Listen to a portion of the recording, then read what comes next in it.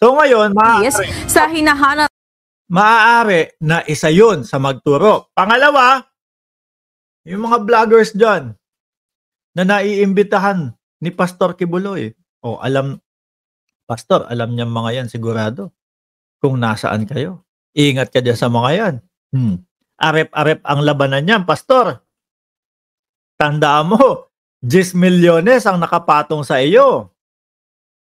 Di ho ba? 10 milyones ang nakapatong sa iyo. Pagkayang mga yan nakarinig ng 10 milyones, naku, magkakandara pa yan, Pastor. Kahit nasabihin mo na may utang na loob sila sa iyo. Ingunguso ka pa din yan, Pastor. Eto, mga kababayan, balita. Nagkakaroon na unti-unti ng impormasyon kay Kibs. Nako, good news to. Katatanggap na umano ng impormasyon ang Philippine National Police sa hinahanap na leader ng Kingdom of Jesus Christ na si Apollo Kibuloy. Ito ay matapos na i-anunsyo ang 10 milyong pisong pabuya sa sinumang may impormasyon sa kinaroroonan nito. Kaya naman po, yung kampo o yung legal team ni Kibuloy, mga kababayan, nagagalit. Ano ang motibo ng mga taong yan? Bakit magbibigay ng 10 milyon sa ulo ni Kibuloy? Bakit? Pinagpapaliwanag po ang gobyerno, mga kababayan. Parang mas kailangan natin ng paliwanag kung bakit nagtatago si Kibuloy. Gusto nilang pagmukain yung ibang mga vloggers doon sa kabila na wala na nga po, ang hirap-hirap na po ng bansa natin. Tapos gagamitin yung 10 milyon pabuya lang kay Kibuloy. Nakalimutan ho yata nilang mabasa doon sa balita ho na pribadong mamamayan ang nagbigay o willing magbigay ng 15 milyones. Hindi galing sa tax ng bayan, hindi galing sa kaban ng bayan. Nakalimutan din ho yata nila, mga kababayan. Ano ho? Na ang dating Pangulong Duterte,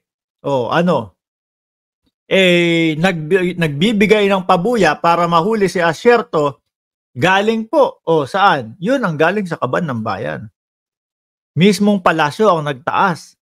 Sabihin mo na, sige, sabihin mo dyan, 10 milyones para mahuli si Asierto.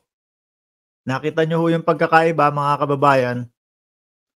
Kay Kibuloy, para mahuli, taong bayan ang nakikipagtulungan sa gobyerno. Pera ng pribadong mamamayan. Sa kabila naman po, dating Pangulo, galing sa kaban ng bayan, ang gagawin is yan, sige, ipatong mo sa ulo ni Asierto yan para mahuli na yan. Ganon ang pagkakaiba. Siguro bibilang na lang ho ng ilang araw to, mga bossing.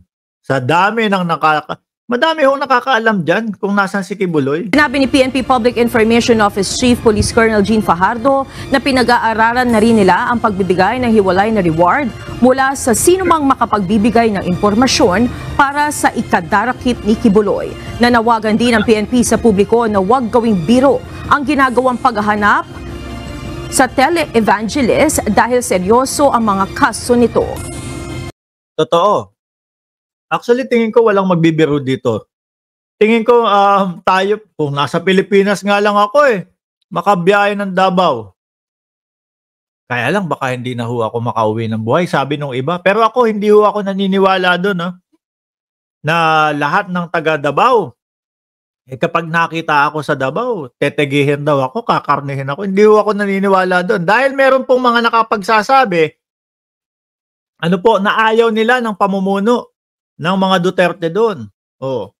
Meron po mga nakapagsasabi, nakakapag-comment, mga kababayan, na gusto namin ang pamumuno ng Pangulong Marcos. Di ba? Wag po nating kalimutan na yung kabilang parte po na sumisigaw po ng hustisya, may mga batang allegedly di umano ay minolestya at naging subject for trafficking.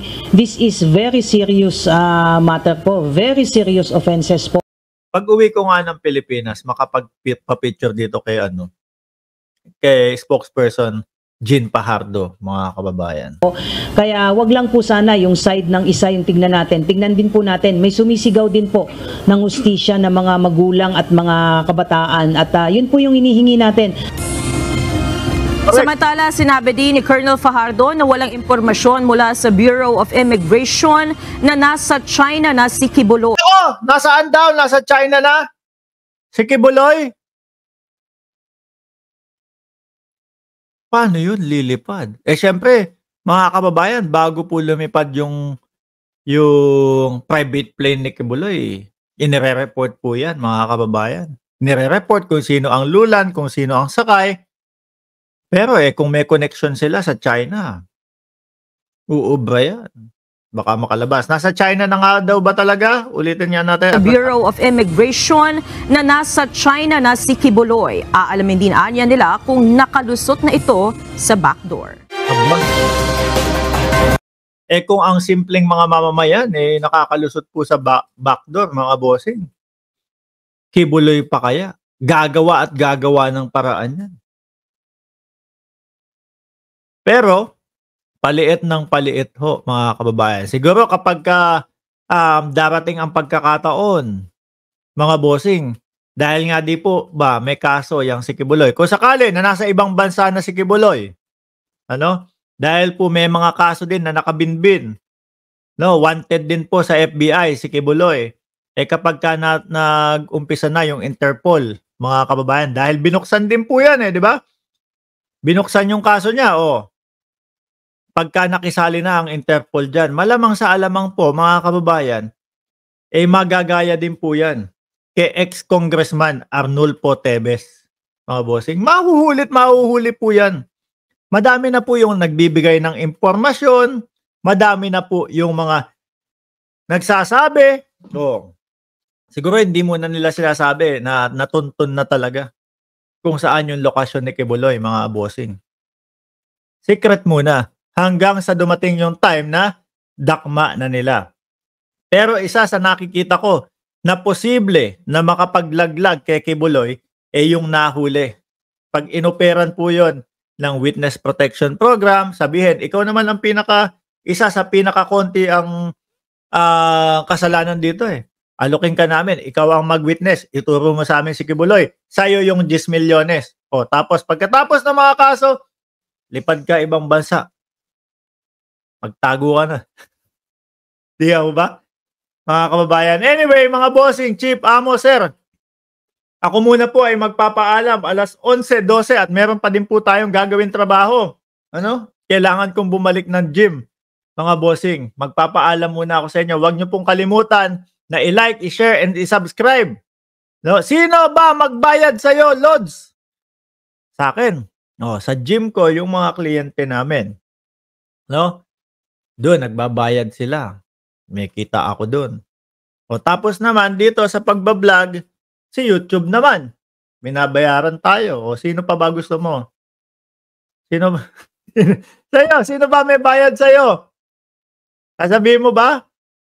Tingin ko ang bayad sa'yo, 20 pesos. Kasi paulit-ulit ka lang ng comment. Anyway, mga bossing, maraming salamat. Ai Chang, shoutout sa'yo. Maritel T, Angela Hero, Paeng Chu, Sir Ed Harry, Lorelai Desener, Ron De La Cruz Official, Shiro Kansaki, DJ Byron. Maraming salamat po. Reverse, BMB Rebiton, God bless po sa ating lahat.